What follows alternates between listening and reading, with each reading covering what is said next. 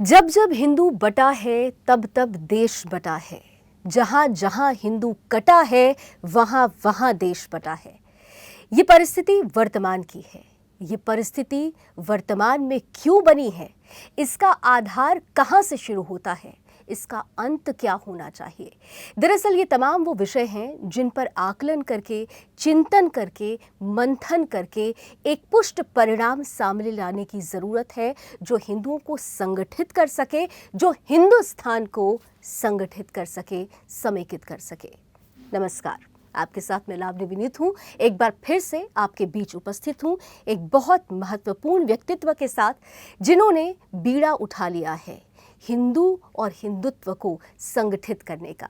वो हिंदू जो जातियों में बट गया, जो अपने आप को शायद भूल गया, जो अपने अस्तित्व को भूल गया, उसके अस्तित्व को पुनः जागृत करने के लिए भिक्षा यात्रा की शुरुआत करने वाले जाने माने आध्यात्मिक धर्मगुरु स्वामी दीपांकर जी का मैं बहुत बहुत स्वागत करती हूँ। धन्यवाद जी।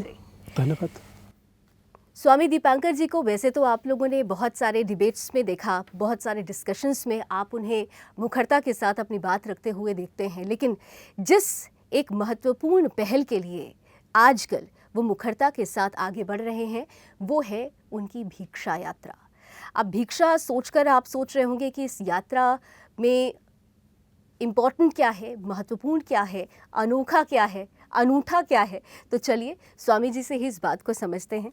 स्वामी जी, सबसे पहले तो वैसे तो हमारे दर्शक अब धीरे धीरे जानेंगे भिक्षा यात्रा के बारे में, लेकिन मैं सबसे पहले आपको बहुत ज़्यादा सुदर्शन परिवार की तरफ से शुभकामनाएं देती हूं कि आपने एक महत्वपूर्ण बीड़ा जो उठाया, उसके 179 दिन, लगभग 180 दिन कह लीजिए, पूर्ण होने वाले हैं भिक्षा यात्रा के। तो भिक्षा यात्रा का कॉन्सेप्ट क्या है? भिक्षा यात्रा जातियों में विभाजित सनातन को एक करने की यात्रा है। भिक्षा यात्रा जातियों में बटे हिंदू को एक करने की यात्रा है। भिक्षा यात्रा जोड़ने की यात्रा है, ममत्व की यात्रा है, वात्सल्य की यात्रा है। यह यात्रा कोई दाल आटा चीनी चावल की नहीं है। लावनी जी, इसमें कोई दाल आटा चीनी चावल मुझे नहीं चाहिए।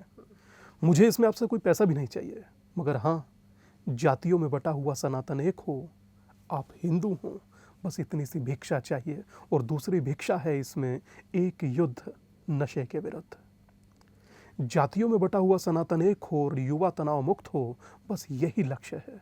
और इसी लक्ष्य को लेकर आज 179 दिन, ऑलमोस्ट 180 दिन, आप इसको 6 महीना कह सकते हैं, आज कंप्लीट हो गया। तो आई होप सो कि इस 6 महीने में जो सकारात्मक परिणाम दिखे हैं, उसके रिजल्ट भी आते हुए दिखते हैं, परिणाम भी आते हुए दिखते हैं।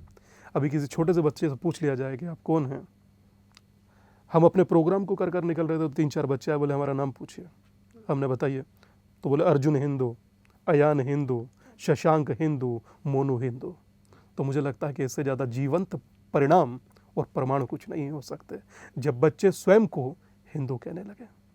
आपने बहुत महत्वपूर्ण बात की। जब स्वयं के अस्तित्व से पहचान हो जाती है तो वो जो परिणाम आता है वो बिल्कुल अलग होता है, और इसका आपने उदाहरण भी दिया।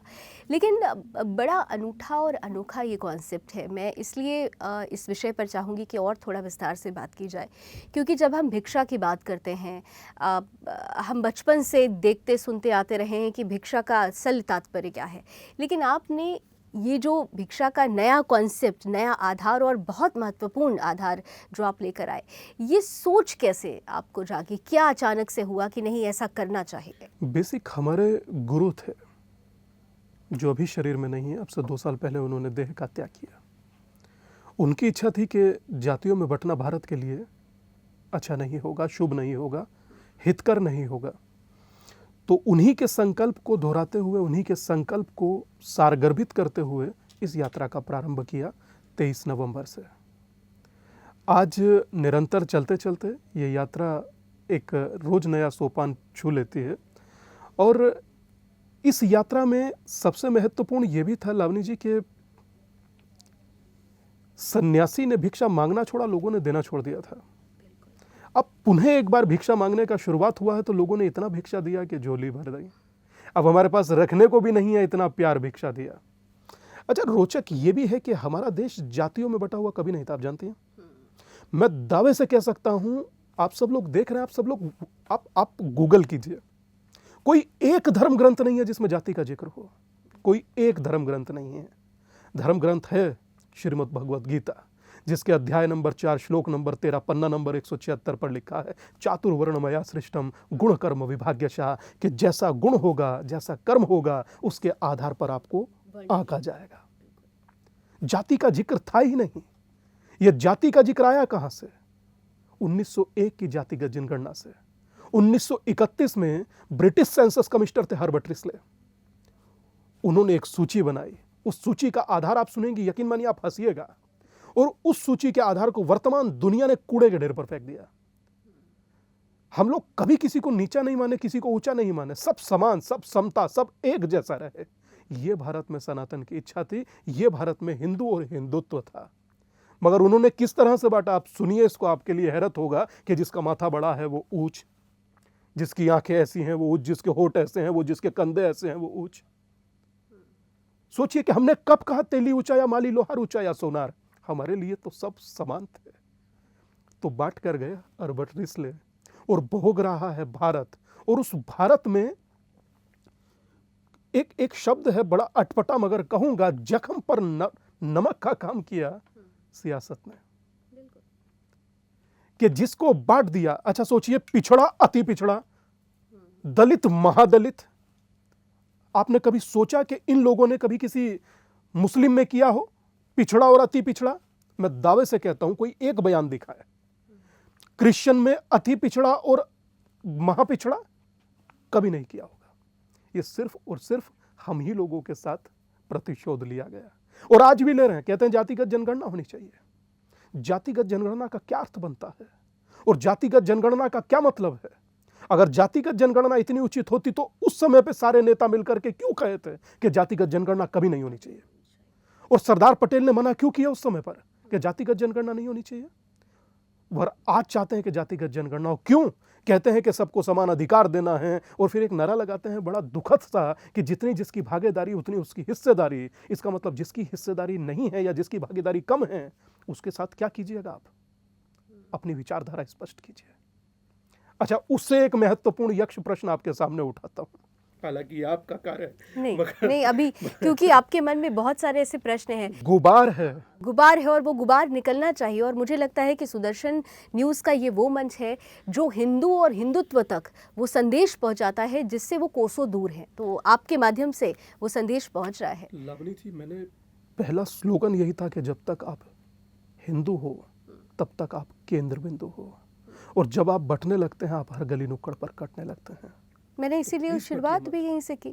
तो प्लीज बटिए मत। लेकिन महत्वपूर्ण ये है दीपांकर जी की एक सेंटेंस कंप्लीट करें, वरना पिछला सेंटेंस अधूरा रह जाएगा।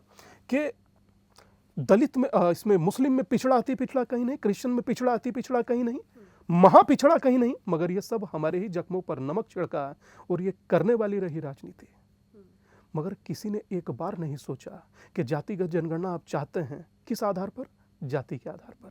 आपने कभी कहा कि उत्थान किसी का हो तो हालात देखकर हो, जाति देखकर नहीं। क्या गरीब किसी एक जाति में है, एक समाज में है? नहीं, सब में है। मगर उत्थान आप जाति देखकर करेंगे, हालात देखकर करिए। मेरा निवेदन ये है, बांट कर मत कीजिए। बांट कर अगर आप किसी को करेंगे तो आप उस पर उपकार नहीं करेंगे, सदा के लिए उसे बर्बाद करेंगे, जो कि इन्होंने कर दिया। आप सोचिए कि अपने नाम के पीछे कौन, अधिकांश लोग क्या लगाते हैं? एक हम लोग स्लोगन बोलते हैं, हिंदू मुस्लिम सिख ईसाई आपस में सब भाई भाई। आप तीन तो ठीक है, हिंदू को कहां हिंदू बताइए नाम? एक हिंदू का नाम तो दीजिए। अलग अलग सरनेम लगाते हैं।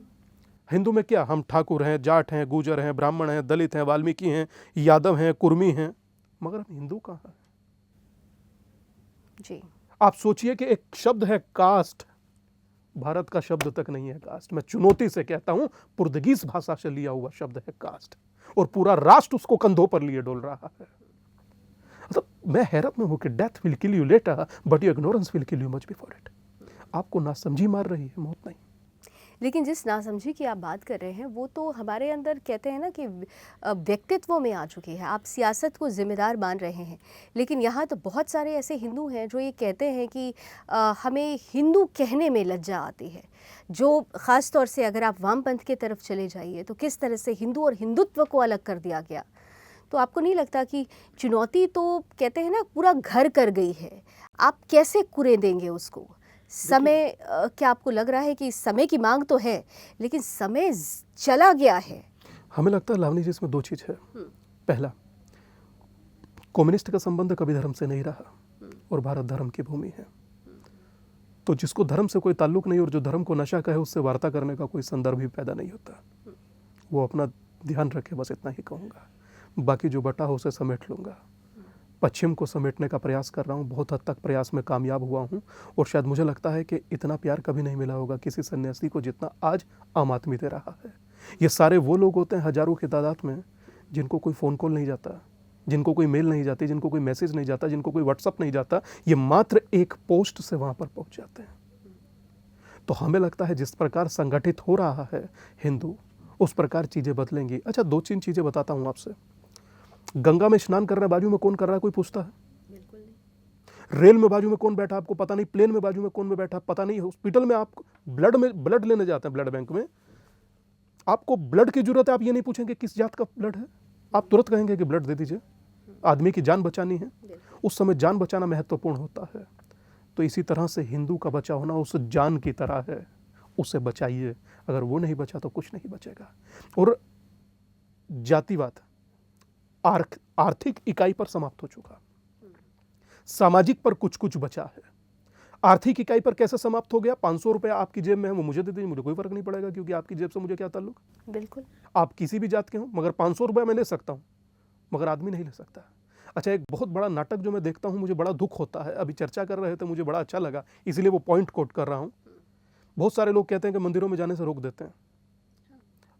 अब आगे से ये तय है कि आप मुझे मंदिरों की लिस्ट दीजिए, मैं आपके साथ चलूंगा, आप करिए पूजा, देखें कौन रोकता है।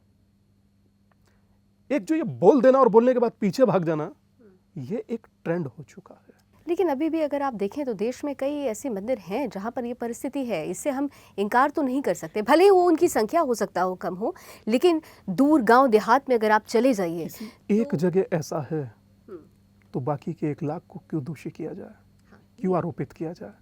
और वो एक है तो उससे वार्ता किया जा सकता है, बाकी के साथ अन्याय नहीं। और मैं समझता हूँ कि भारत के अंदर वसुदेव कुटुंबकम की भाषा यहीं चरित्रार्थ होती है, बाकी दुनिया में कहीं नहीं होती। आप सोचिए कि मैं अकेला सन्यासी नहीं हूँ। लावनी जी, मैं आपके व्यूवर्स पढ़ सकते हैं, मुझसे पहले भीमराव अंबेडकर जी चाहते थे कि जातिवाद समाप्त हो, मुझसे पहले राम मनोहर लोहिया जी चाहते थे जातिवाद समाप्त हो, सावित्रीबाई फुले चाहती थी जातिवाद समाप्त हो, और संत रविदास जी ने तो कमाल कर दिया ये कहकर कि जात पात पूछे नहीं कोई, हरि को भजे सो हरि का होई। जात पात है कहाँ? यहाँ है। और जब आप दोहराते हुए लोगों को देखिए, हजारों लोग कैसे दोहरा रहे हैं कि हम लोग कौन हैं, तो कहते हैं हिंदू हैं, हिंदू हैं, हिंदू हैं। तो मैं समझता हूँ जब दिल से हिंदू शब्द निकलता है तो सिंधु तक आवाज जाती है। स्वामी जी, आप बहुत महत्वपूर्ण लक्ष्य और उद्देश्य के साथ आगे बढ़ रहे हैं। हिंदुओं को संगठित करना ये बहुत बड़ा कदम है और बहुत बड़ा लक्ष्य है, लेकिन वास्तव में आप उसे संगठित कर सकते हैं जो अपने अस्तित्व की खुद पहचान रखता हो। हिंदू क्या है, सबसे महत्वपूर्ण तो ये समझाना है। सनातन, एक शब्द में इसको कहूँ कि सनातन एक विशाल वृक्ष है और हिंदू उसकी शाख, उसकी टहनी है। तो जब तक टहनी है तभी तक वृक्ष की वैल्यू है। अगर वृक्ष नहीं बचेगा तो टहनी का, और टहनी ना बचे तो वृक्ष का, दोनों का वैल्यू समाप्त हो जाएगा। और जो सनातन है वो सत्य है, और जो सत्य है वही सनातन है, और जो शाश्वत है वही सनातन है। तो मैं समझता हूँ कि सनातन एक विशाल वृक्ष है और हिंदू उसकी टहनी है।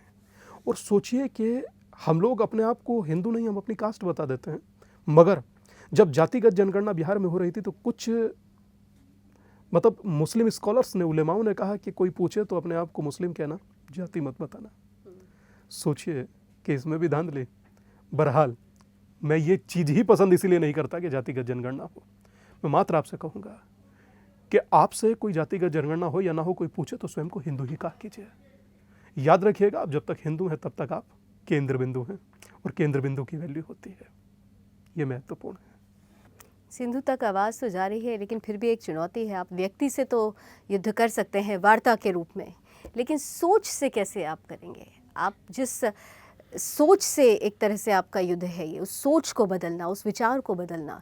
चुनौतियाँ आपने भी देखी हैं, बहुत जगह पर आपको विरोध का भी सामना करना पड़ा है। नहीं, वो विरोध नहीं कह सकता, मैं उसको ये कहूँगा लावनी जी कि बहुत सारे लोग हैं जो दुखी हैं, जो चाहते हैं कि ये भिक्षा यात्रा इतना कैसे चल रही है। लोगों ने सोचा था कि 2-4 दिन में बंद हो जाएगा, ज़्यादा ने सोचा हफ्ते 10 दिन में बंद हो जाएगा, मगर आज ये यात्रा अपने 6 महीने पूरे करने जा रही है। कुछ लोगों का जो जातियों में बांटकर समाज को रखना चाहते हैं, उनकी तकलीफ भी मैं समझता हूँ, पर यकीन मानिए मेरा किसी से कोई विरोध नहीं है, किसी से कोई लेना देना नहीं। मेरा लेना देना मात्र जातियों में बटे समाज को एक करने से है, हिंदू को जोड़ने से है, संगठित करने से है, यूनाइट करने से है। अगर इसे आप अपने अगेंस्ट समझते हैं तो प्रॉब्लम इज योर्स, मेरी नहीं है ये प्रॉब्लम। ये आप हिंदुओं को संगठित करने की बात तो कर रहे हैं स्वामी जी, लेकिन कर्नाटक की परिस्थिति आपने देखी कि वहाँ पर क्या हुआ? मैं कहूँगा कि देखिए, कर्नाटक की स्थिति चुनावी दृष्टिकोण से आप बात कर रही हैं, मैं समझ रहा हूँ, मगर मैं क्योंकि हमारे यहाँ तो जाति चुनाव से ही जोड़कर देखी जाती है, वोट बैंक से जोड़कर देखी जाती है। देखिए, एक गिला शिकवा आपसे भी साझा करूँगा, आपके लिए भी है, परंतु इतना सा ज़रूर कहूँगा कि जो मेरी यात्रा है वो गैर राजनीतिक है। और कर्नाटक में जो चुनाव हुआ, आप उस संदर्भ में पूछ रही हैं, अहिंदा शब्द का बहुत इस्तेमाल हुआ है वहाँ पर, मगर मैं इतना सा कहूँगा कि वहाँ हनुमान जी को मात्र अंजनेय कहता है, या हम लोग हनुमान कहते हैं। पर साउथ में भी बहुत सारे सन्यासी उठ खड़े हुए हैं सबको जोड़ने के लिए, और लगता है कि कभी कर्नाटक भी जाना पड़ा सबको जोड़ने के लिए, तो पैन इंडिया भी करना पड़ा तो इसको किया जाएगा, मगर इसका अर्थ मात्र सभी को जोड़ना है, तोड़ना नहीं। बुद्ध एक बात कहते थे कि मैं आपको एक पत्ता देता हूँ, आप उसको शाख से अलग कर दीजिए। उसने कहा ठीक है, कर दिया। तो उसने कहा वापस जोड़िए इसको और फिर मुझको मार दीजिए। उसने कहा जोड़ कैसे सकता हूँ? तो बोले तोड़ने का अधिकार तुम्हें किसने दिया? तो ये जो तोड़ रहे हैं, इन्हें तोड़ने का अधिकार नहीं है, मात्र अपने निजी स्वार्थ के लिए आप कुछ भी बलि चढ़ा दीजिए तो वो उचित नहीं है। मगर इतना सा मात्र कहूँगा कि पश्चिम में आप इसके असर को देखिए, पश्चिम में इसके प्रभाव को देखिए, पश्चिम में इसके सकारात्मक प्रभाव को देखिए कि यहाँ लोग अब कार के पीछे, मैं पुनः इंगित कर कर कह रहा हूँ, कार के पीछे पहले कास्ट लिखी होती थी, जाति लिखी होती थी, अब हिंदू लिखा होता है। आप जब जाइएगा सफ़र में तो वॉच कीजिएगा, और आप भी जब सफ़र में जाते हैं तो वॉच कीजिएगा, जब पीछे हिंदू लिखा देखते हैं तो मन गौरवान्वित होता है कि हिंदू जा रहा है। पहले लिखे होते थे जाति, अब हिंदू है। तो मैं समझता हूँ परिवर्तन आ रहा है, ज़बरदस्त परिवर्तन आ रहा है, और आगे और परिवर्तन आएगा।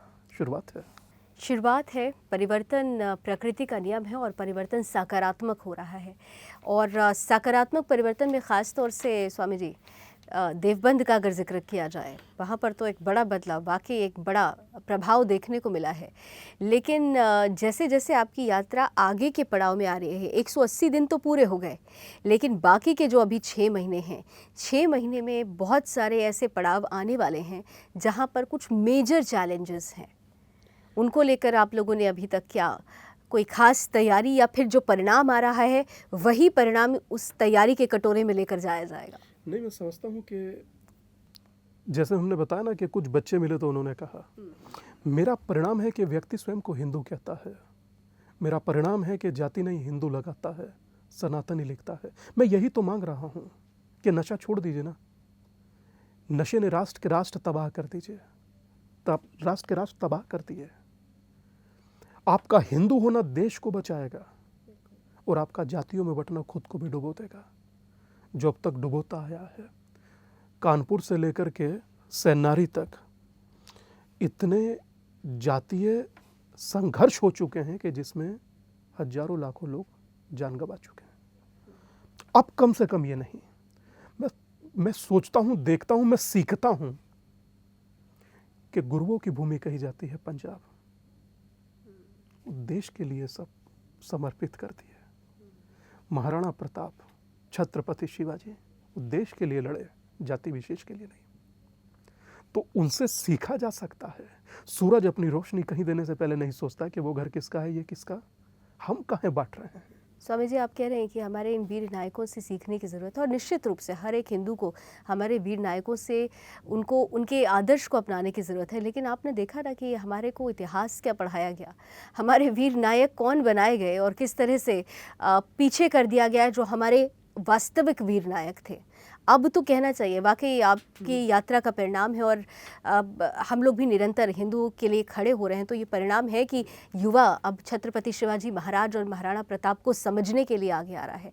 लेकिन पहले तो मैं अपना एक अनुभव आपको साझा करती हूँ कि कॉलेज टाइम में जब इन वीर नायकों का नाम लिया जाता था तो जो युवा होते थे वो मन बिचका लेते थे, क्योंकि उनको इन नायकों से मतलब नहीं, उनको तो औरंगजेब नायक नज़र आता था।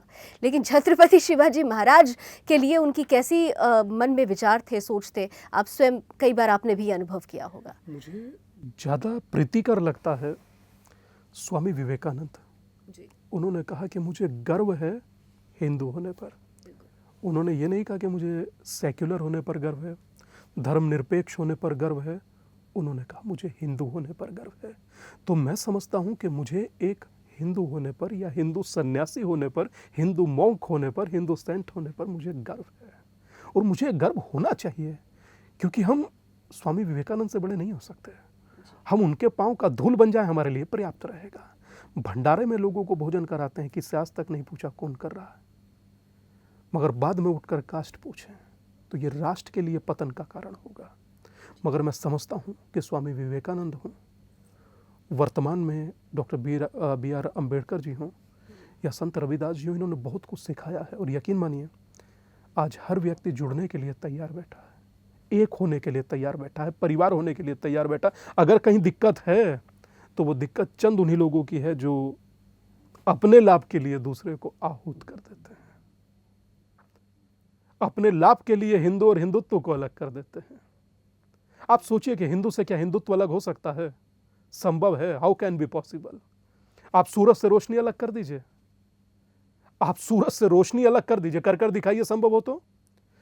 आप संतरे से उसका रस अलग कर दीजिए, फल से उसका रस अलग कर सकते हैं? फल में ही रहेगा ना, तोड़कर उसको एक्सेप्ट कर चाहे आप उसका चूरी बना दीजिए, परंतु अलग नहीं कर सकते। तो ठीक वैसे ही ना तो हिंदू और ना ही हिंदुत्व भिन्न नहीं किया जा सकता। मैं इस पे इतना ही कहूंगा कि little knowledge is a very dangerous thing. अधूरा ज्ञान खतरनाक है। अगर अधूरा ज्ञान सियासत को हो तो नुकसान देश को होता, अभिनेता को हो तो पिक्चर पिट जाती है। तो मुझे लगता है कि अधूरा ज्ञान नहीं होना चाहिए। बिल्कुल, अधूरा ज्ञान और अधूरी बात दोनों ही जहर के समान है। लेकिन यहाँ पर जब अधूरा ज्ञान और अधूरी बात की बात चल पड़ी है तो हमारे यहाँ धर्मनिरपेक्षता, और ये सबसे बड़ा सियासत का हथियार, और मैं कहूँगी कि देश के लिए सबसे बड़ा रोग मानते हैं आप?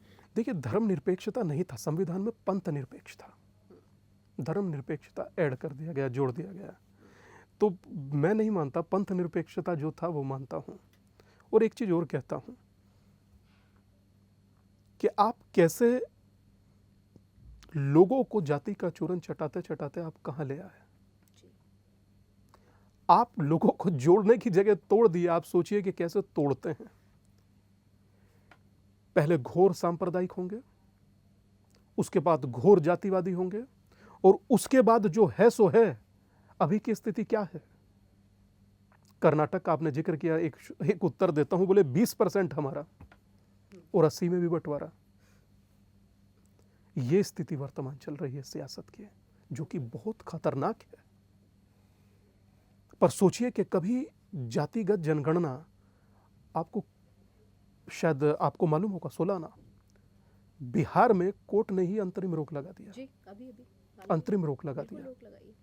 अब अंतरिम है, कल हो जाए भगवान जाने, पर जातिगत जनगणना कराना, और वो भी एक नारा देकर कि जितनी जिसकी भागीदारी, जितनी जिसकी संख्या भरी उतनी उसकी भागीदारी।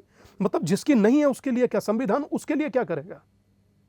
तो ये सबसे ज्यादा नुकसान वही लोग पहुंचाते हैं जो मात्र अपने लाभ के लिए सियासत करते हैं, राजनीतिक हो जाते हैं। मगर वो राजनीति कभी देश के लिए उचित नहीं होती। फिर कहूंगा, आप जोड़ नहीं सकते तो आपको तोड़ने का अधिकार भी किसी ने नहीं दिया। और इतनी छोटी भिक्षा भारत ना दे पाए, इतना गरीब भारत कभी नहीं है।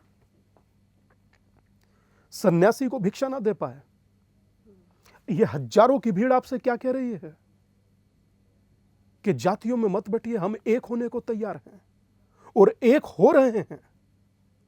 और मैं उम्मीद करता हूं परिणाम सकारात्मक होंगे, 100% सकारात्मक होंगे। परिणाम सकारात्मक होने भी चाहिए, अन्यथा जो परिस्थिति होगी उसका जिक्र आप बार बार कर रहे हैं। लेकिन आप जिस बात को बार बार कह रहे हैं वो बात जो हिंदू को समझता है, हिंदुत्व को जीता है, आत्मसात करता है, वो तो बहुत आसानी से समझ रहा है और वो आपके साथ जुड़ रहा है। और बच्चों के लिए तो कहते भी ना, मिट्टी जब थोड़ी मुलायम होती है उसको जिस तरह से ढाला जाए वो आकार ले लेती है, इसलिए ज़रूरत है कि उनमें वो भाव जागे, और आपने उदाहरण भी दिया। लेकिन उनका क्या, जो परिपक्व हो चुके हैं वो ऐसे हैं जैसे पानी में चीनी और नमक घोल दिया गया है, लेकिन उनको अलग करना है उस सोच से। जैसे मैंने कहा कि उस सोच से आपका युद्ध है, वहाँ पर आप अगर चुनौतियाँ देखते हैं तो उस चुनौती को किस तरह से आप ले रहे हैं? मैं समझता हूँ कि चुनौती होती जरूर है लावनी जी, ऐसा नहीं कि चुनौती नहीं होती, पर ऐसी भी नहीं होती कि उसको पार ना पाया जा सके, कि यह सब जा सकता है। बस उनके साथ टाइम लगाना पड़ता है, टाइम बिताना पड़ता है, उन्हें समझना पड़ता है और अपनी समझानी पड़ती है, और समझाने के बाद जो परिणाम होते हैं वो सकारात्मक होते हैं। कौन नहीं चाहता? अगर एक समय सियासत को अलग रख दीजिए तो हर व्यक्ति तैयार है, लेकिन सियासत अलग हो नहीं सकती ना, हमारी पर तो उसके पैरेलल चलती है। इसीलिए संघर्ष ज़्यादा है, इसीलिए संघर्ष ज़्यादा है। और मैं समझता हूँ कि आप सोचिए कि किसी एक धर्म ग्रंथ में जिक्र नहीं, और उसके बाद जाति ही जाति, परंतु हाँ, अब जाति जा रही है, जाति है कि जाति है। अब प्रतीत होता है, देखने में अच्छा लगता है, सुनने में अच्छा लगता है, समझने में अच्छा लगता है, हाँ उसके परिणाम उससे भी ज़्यादा अच्छे लगते हैं। पर अब परिणाम सकारात्मक आने लगे हैं, जो आपको और चेयरअप करता है आगे बढ़ने के लिए, आपको और उत्साहित करता आगे बढ़ने के लिए, आपको और ताकत देता आगे बढ़ने के लिए। और जब आप आगे बढ़ते हैं तो ये यात्रा मात्र आप स्वामी दीपांकर की मत समझिए लावनी जी, ये यात्रा संपूर्ण हिंदू सनातनी समाज की है। और इस यात्रा को अब 6 महीने के इस पीरियड पर आकर मैं कह सकता हूं वही समाज कर रहा है, अब वही समाज कर रहा है। आप सोचिए कि ये यात्रा चलते चलते कितने लोग तैयार हो गए, कितने सन्यासी तैयार हो गए। अभी हरिद्वार 3 दिन पहले 4 दिन पहले यात्रा थी, तो सन्यासियों ने क्या कहा कि भगवा का अर्थ अग्नि होता है, चमक होता है, सूर्य होता है, और अब से ये संख्या सैकड़ों की संख्या में भगवा आपके साथ है। हरिद्वार जो हमसे मिलने आएगा उससे कहेंगे कि पहले जातियों में मत बटिए, हिंदू होइए, हिंदू होने का संकल्प लीजिए, उसके बाद बात आगे बढ़ेगी। तो जब सैकड़ों साधु साथ जुड़ जाते हैं तो लक्ष्य जल्दी अचीव होता है। जी, जुड़ाव ही लक्ष्य को प्राप्त करा देता है, और लक्ष्य प्राप्ति के लिए आपने निश्चित रूप से तत्परता के साथ आप आगे बढ़ रहे हैं, सनातनी हिंदू आगे आ रहा है। एक तरफ ये मोर्चा कहना चाहिए कि जो बटा हुआ हिंदू है उसे संगठित करने के लिए युद्ध चल रहा है, लेकिन दूसरे स्तर पर आप ये देखिए ना कि प्रभावी करने इस पूरी यात्रा को अप्रभावी करने के लिए जो दूसरे पंथ से, धर्म से जो लोग हैं, उनको कहीं ना कहीं से वो अफवाह फैलाने की कोशिश करते हैं कि उनके लिए ये खतरा पैदा कराने वाली स्थिति है, उनके लिए देश असुरक्षित हो रहा है, तो उनके अंदर ये जो भाव पैदा करने की कोशिश हो रही है। पर रोचक क्या है, वो बोल नहीं पा रहे हैं। अच्छा, बोल क्यों नहीं पा रहे हैं? 180 दिन में किसी का जिक्र ही नहीं हुआ। इस 6 महीने के अंतराल में किसी का जिक्र ही नहीं, और किसी का जिक्र ना होना भी उनके लिए दुखद है कि हमारा जिक्र ही नहीं कर रहे हैं। अच्छा, क्यों जिक्र करें आपका? आप अगर जो आप देखिए क्रिश्चियंस में, तो वहाँ पर भी रोमन है, कैथलिक है, डेकलस है, जातियाँ हैं। आप इधर चले जाइए, सिया, सुन्नी, बरेल, देवबंदी, अहले हदीस, कमरिया, घोसी और आपका पसमानदा, 50 जातियाँ हैं, मगर वो सब एक हो जाते हैं, उधर सब एक हो जाते हैं, हम लोग सब बढ़ जाते हैं। और मेरी एक नाराजगी आपसे भी है, मैं कह रहा हूँ, आप लोग जब चुनावी विश्लेषण करते हैं तो आप मुस्लिम बताते हैं इतना, और आप भी जातियों में बांटकर, आपसे संदर्भ है मीडिया से। हाँ, वैसे इसीलिए मैंने कहा कि मैं बांट स्वामी देते जी हैं आपको भी मैं ये मतलब कि ठाकुर बताना इतना चाहूंगी, जाट, इतना बनिया, और हमारे इतना- दर्शक तो ये जानते हैं कि सुदर्शन ने कभी भी हिंदुओं को जातियों में नहीं बांटा। नहीं, मैं मीडिया से कह रहा हूँ, मैं इसीलिए कह रही हूँ, आपसे मेरा कहने का संदर्भ है कि जो बड़े मीडिया हाउसेस में देखता हूँ, या जो मीडिया हाउसेस देखता हूँ, वो जब चुनावी विश्लेषण करते हैं तो उसमें वो बहुत मुस्लिम को एक मुश्त दिखाएंगे, और बाकी यहाँ ठाकुर इतने %, बनिया इतने %, ब्राह्मण इतने %, जाट इतने %। हिंदुत्व को शायद समझते नहीं। पर बांटना गलत है, डिजास्टर है। आप क्यों बांट रहे हैं?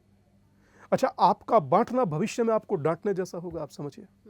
बटा हुआ मनुष्य किसी का नहीं होता, और नोट की वैल्यू तभी तक है जब तक साबुत है। बिल्कुल, नोट फटने के बाद इसकी जीरो हो जाता है। तो मैं समझता हूं कि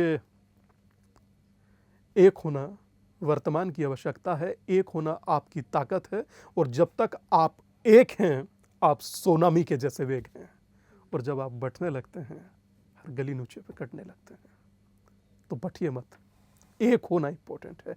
और मेरी हर भिक्षा यात्रा आपको जोड़ने का काम कर रही है। मैं हर भिक्षा यात्रा में सबसे कहता हूं, आह्वान करता हूं कि शायद ये संकल्प इतना बड़ा होना चाहिए कि लोगों को एक संदेश जाए कि समाज जुड़ रहा है, हिंदू जुड़ रहा है, अब बट नहीं रहा कम से कम, और उसके परिणाम दिखने लगे हैं। मेरे लिए ये सुखद है। बच्चों से लेकर के बड़ों तक जब पूछता हूं एक बार तो 3 बार आवाज आती है कि हम लोग कौन हैं, तो 3 मर्तबा में आती है हिंदू हैं, हिंदू हैं, हिंदू हैं। तो और क्या चाहिए आपको? हजारों की तादाद में आपको लोग जब अपने स्वयं को हिंदू कहते हैं तो आपकी झोली भर जाती है।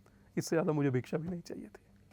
आपने कहा कि आपकी ये यात्रा किसी भी तरीके से राजनीति से प्रेरित नहीं है, ये स्वयं को स्वयं से मिलाने वाली यात्रा है, हिंदू को हिंदू से मिलाने वाली यात्रा है। लेकिन कई आरोप लग रहे हैं आप पर कि आप तो भारतीय जनता पार्टी के लिए ये तमाम स्थितियां बनाने की कोशिश कर रहे हैं, ये ऐसा आरोप लग रहा है। तो ऐसे लोगों को क्या कहेंगे आप फिर? हिंदू होना अगर जो भारतीय जनता पार्टी है तो मैं क्या कह सकता हूँ, मगर मुझे लगता है कि हिंदू होना गर्व है, गौरव है, स्वाभिमान है। और अगर जो भारतीय जनता पार्टी हिंदू है तो उनको बहुत बहुत शुभकामनाएं, क्योंकि हिंदू होना साधारण चीज़ नहीं हो सकती। हिंदू होना तो प्राउड का विषय है। स्वामी विवेकानंद भी वही थे, मैं भी वही हूँ। और जो लोग अब से पहले चाहते थे कि जातिवाद समाप्त हो, जाति समाप्त हो, वो लोग भी हिंदू ही थे। आप अगर जो स्वयं को हिंदू नहीं समझते तो ये विचारणीय प्रश्न आपके लिए है स्पेसिफिक, कि आप हैं कहाँ। फिर आपको सोचना पड़ेगा कि तुम्हारे पाँव के नीचे ज़मीन नहीं। गजब ये है कि फिर भी तुम्हें यकीन नहीं।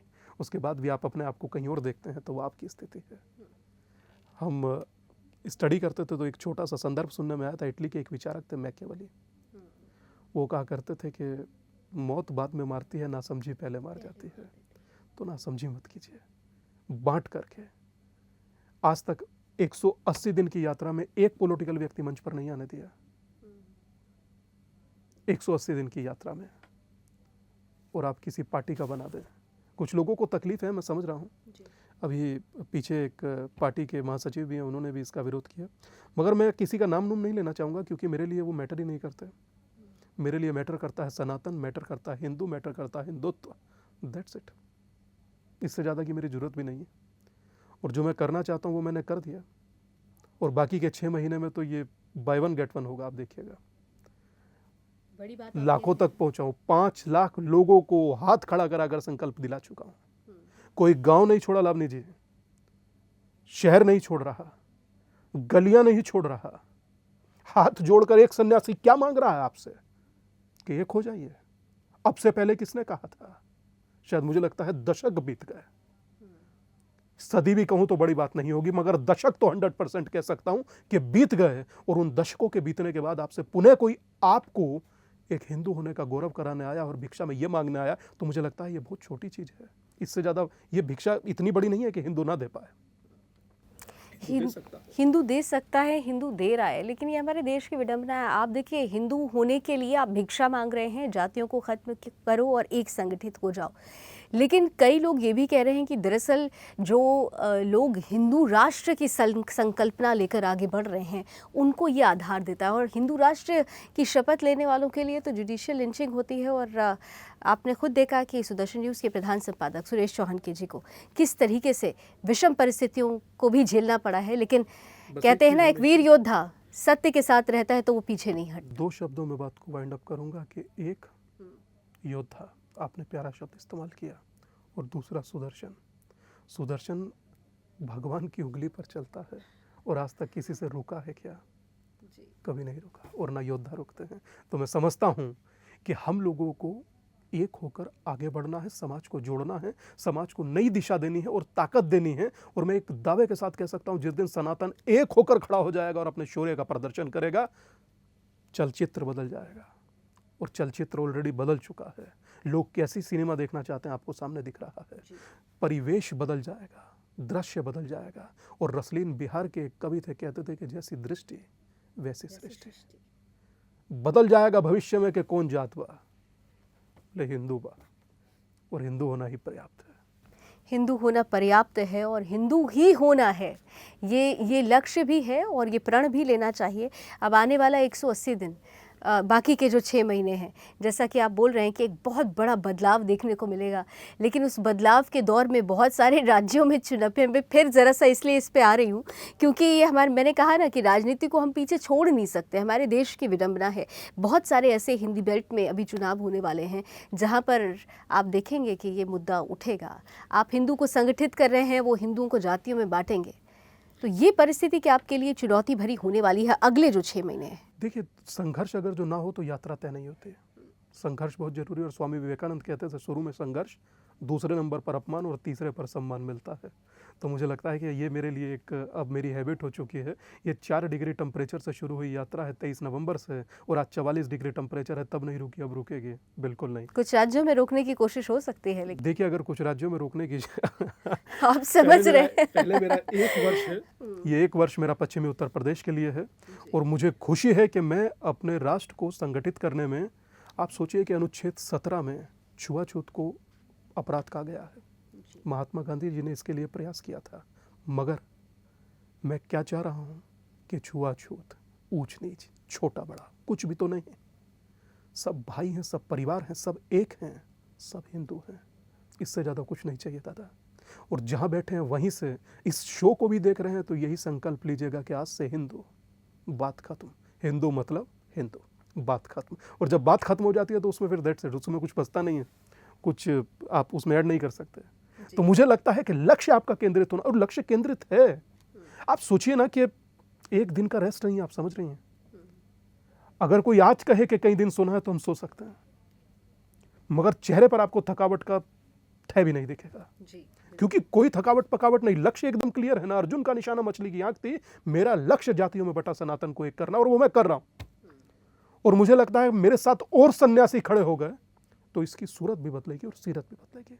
और जब आप पवित्र उद्देश्य से कोई चीज करते हैं, साफ नियत से करते हैं, तो महादेव साथ देते हैं। और ये यात्रा मेरी नहीं, राष्ट्र की, और राष्ट्र को देवता कहा जाता है, और देवता की यात्रा मनुष्य रोके कैसे? आप कोई रोकना चाहे रोक कर देखे। मनुष्य की यात्रा नहीं, देवता की यात्रा है। बड़ी बात कही आपने। क्योंकि राष्ट्र देवता है और राष्ट्र को संगठित करने की ये यात्रा है। तो मुझे लगता है कि राष्ट्र को संगठित करने से कोई नहीं रोक सकता। और ये मुझे लगता है कि मेरा कर्तव्य है, देश के संविधान के प्रति भी और देश के प्रति भी और अपने सनातन के प्रति भी। मैं दिया हुआ पहनता हूँ हिंदू का। ये ब्रोशर छपवाया, ये हिंदू ने छपवाया। ये मोबाइल दिया, ये हिंदू ने दिया। जिस कार में चल रहा हूँ वो हिंदू ने दिया। जो वस्त्र पहन रहा हूँ वो हिंदू ने। बोलूं किसके लिए? हिंदू के लिए ना बोलूंगा जी। हिंदुस्तान में अगर हिंदू के लिए नहीं बोला, आप सोचिए कि बृहस्पति आगम में बिल्कुल क्लियर लिखा, हिंदू स्थान है, जो हिंदुओं का स्थान है, कम से कम वहां एक कर लूं। पूरी दुनिया ने इसको कूड़े में फेंक दिया कि बोले कि वो ऊंच वो नीच। आप हम पर थोप कर चले गए सेंसस कमिश्नर। तो हम भी नहीं अब बटेंगे, हमें भी एक होने दीजिए। जहां पूरा देश यूनाइट है वहां भारत भी यूनाइट होगा। और जब भारत यूनाइट होगा तभी और तीव्रता से विकास होगा, चीजें बदल जाएंगी। भारत का एक होना कितना जरूरी है, सनातन का एक होना कितना जरूरी है, बटे हुए जातियों में लोगों का एक होना कितना जरूरी है, ये आप उनसे पूछिए जो बट करके दुखों को भोग चुके हैं, आज भी भोग रहे हैं, जिनके घर की चौखटें तक टूट गई हैं। तो मैं समझता हूँ, आप तो पश्चिम उत्तर प्रदेश की बार बार जिक्र कर रहे हैं, वहां पर तो हालात ऐसे थे कि लोगों को अपना घर छोड़कर पलायन के लिए मजबूर होना पड़ा है। आपके पास बहुत सारे ऐसे किराना से लेकर भरा हुआ है।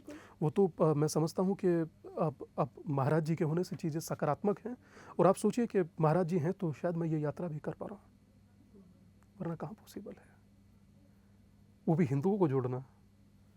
तो मैं समझता हूँ कि जो महादेव करते हैं वो अच्छा करते हैं, और जो परमात्मा करता है वो अच्छा करता है। और जो ये यात्रा सोचिए देवबंद से शुरू हुई है, सहारनपुर के देवव्रंद से, और देवव्रंद से शुरू होकर के इस यात्रा ने जो कीर्तिमान अब तक स्थापित किए हैं, मैं दावे से कह सकता हूं कि बचे हुए 6 महीनों में इससे अधिक कीर्तिमान स्थापित करेगी।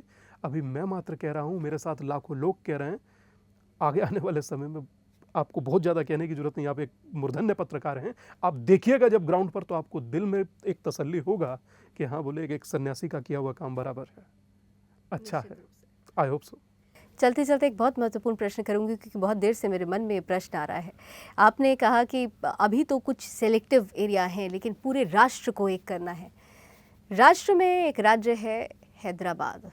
और हैदराबाद आप समझ रहे हैं कि मेरा इशारा किन की तरफ है, जो चुनौती देते हैं कि पुलिस को भी अगर थोड़ी देर के लिए रोक दिया जाए तो क्या है। तो ऐसे लोगों के गढ़ में जाने के लिए क्या कोई रूपरेखा तैयार की गई है? क्योंकि हिंदू वहाँ भी है और हिंदू परेशान है, वहाँ भी उसको संगठित करना है। देखिए, मैं समझता हूँ कि अगर आवश्यकता प्रतीत होगी तो लावनी जी, मैं आपके कार्यक्रम में बैठकर कह रहा हूँ, मैं 16 आना चाहूँगा अगर आवश्यकता प्रतीत होगी। और मुझे लगता है कि हैदराबाद के लोग अगर वर्तमान इस कार्यक्रम को देख रहे होंगे, वो संपर्क करेंगे और मेरी ये यात्रा संपन्न हो जाए। आफ्टर पश्चिमी उत्तर प्रदेश की जो 26 जिलों की यात्रा है, ये संपन्न हो जाए। अगर उसके बाद आपको प्रतीत होता है कि मुझे वहाँ आना चाहिए, मैंने कहा कि सनातन को बटने और कटने नहीं दूंगा, चाहे पैन इंडिया करना पड़े, तो उसमें हैदराबाद भी है। मगर मुझे दुख इस बात का होता है कि संविधान की शपथ लेकर देश की सबसे बड़ी महापंचायत में बैठने के बाद कोई योगी और मोदी के जाने के बाद परिणाम भोगने की बात कहे तो आई अंडरस्टैंड आप जो कहना चाह रही हैं, पर ना तो झुकना है, ना थकना है, ना रुकना है। यही यात्रा का मूल है। और आई होप सो कि ये यात्रा अब और सारगर्भित होगी, क्योंकि चक्र चक्र होता है और सुदर्शन सुदर्शन महादेव के और कहते हैं ना कि भगवान विष्णु के उंगली पर विराजता है। तो हमें बिल्कुल, हमारे पूरे सुदर्शन परिवार की तरफ से शुभकामनाएं भी हैं और हमारा साथ भी आपको लगातार है, क्योंकि हम तो हिंदू को और हिंदुत्व को जीते हैं और उसी के लिए पूरे जीवन को समर्पित कर दिया है। हमारे चैनल के हर एक सदस्य का जीवन हिंदुत्व पर न्यौछावर है। और ऐसे में चलते चलते हमारे दर्शकों के लिए आखिरी और बड़ा ही महत्वपूर्ण संदेश आप अगर देना चाहें, क्योंकि इतनी देर से तो आपने महत्वपूर्ण संदेश दिया है, लेकिन कहते हैं ना, अंत में जो कही हुई पंक्ति होती है वो पूरी मन और मस्तिष्क में जगह कर जाती है। मात्र ये कहूँगा कि देखिए, अगर आप बांटना चाहते हैं तो खुशियाँ बांटिए, दाल आटा चीनी चावल बांटिए, मगर कम से कम जातियों में मत बांटिए। जातियों में बटा हुआ मनुष्य मृत प्राय हो जाता है और आपने समाज को मृत प्राय कर दिया है तकरीबन। जाति मेरे देश का गौरव नहीं थे, मेरे देश का गौरव हिंदुत्व था, हिंदू था। और अगर आपको जाति का सम्मान करना, आप प्लीज़ कीजिए, मगर घर में जब बाहर निकले तो हिंदू होकर निकलिएगा। बस मेरी यही प्रार्थना है और आई होप सो कि मेरी प्रार्थना आप जरूर स्वीकार करेंगे और जब भी मिलेंगे हिंदू होकर मिलेंगे। धन्यवाद। तो बहुत बड़ी बात, और गांठ बांध लीजिए, हम हिंदू हैं। जातियों में बटेंगे तो देश भी बटेगा, हम भी बटेंगे। समाज तो बटता है, लेकिन समाज के साथ साथ परिवार भी बढ़ता है। संगठित होने की ज़रूरत है, समेकित होने की ज़रूरत है। और स्वामी जी जिस लक्ष्य के साथ आगे बढ़ रहे हैं, उस लक्ष्य को, उस उद्देश्य को अपने जीवन की धार समझ लीजिए, तभी ये जीवन सार्थक माना जाएगा। बहुत बहुत धन्यवाद स्वामी जी हमारे साथ समय देने के लिए, और बहुत महत्वपूर्ण इस लक्ष्य के लिए आपको एक बार फिर से बहुत शुभकामनाएं। तो आज जो बातें हुई, ये मात्र बातें नहीं हैं, ये वो समर्पण है जिसे आपको भी अपने जीवन में उतारना है और उसे देश के लिए, अपने लिए आत्मसात करते हुए इस देश की तकदीर भी बदलनी है।